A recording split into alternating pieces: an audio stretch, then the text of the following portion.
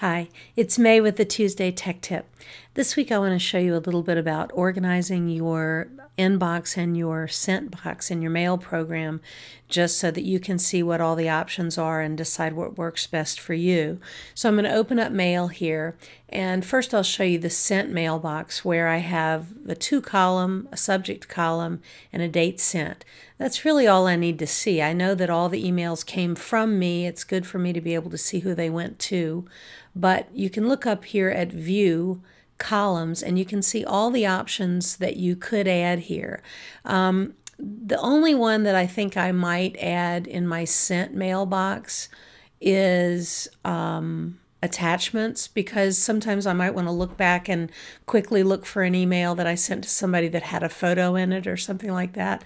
So I've added the attachment column here, and it just simply shows up as a paperclip under the column, and I can pick this column up and move it wherever I want. So I can put it right here at the beginning if I want, and it doesn't mess up what I can see.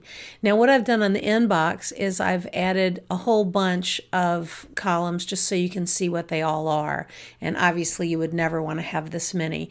The first column, which is the default, shows you that the email is unread, read, or replied to. The next column that's an option is the number of the email.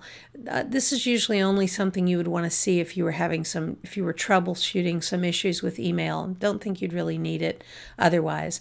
This is the attachment column that we just discussed. The flag column is great because I can go in and I can flag an email to say that it's a very important email and I want to get back to it later, and it will also show up over here in a flagged inbox, so I can just look at the flagged emails that are important to me. You have the from column, the to column, you have the mailbox. So if you have a bunch of different mailboxes, this is a helpful thing to know which one this particular email is in. The other option is you can just click on that individual email and know which mailbox you're in. It has the author, which is really the same as who sent it, the subject, the date sent, date received, and then you can also see the size of the email. So again, going back up to these columns, I would probably turn a great many of these off because they're just not important. So for the inbox, I want to keep date received, but I don't need the date it was sent. I probably do want flags. I probably do want from. I probably don't want mailbox, just cluttering things up. I don't want number. I don't really need the size, and I do want I don't want the to. I just want the from. So now I have the attachment column, the flag column, the from, the subject, and the date received, and that's probably all I need. And just so you know, here you can make these columns bigger or smaller by grabbing onto the little line right there.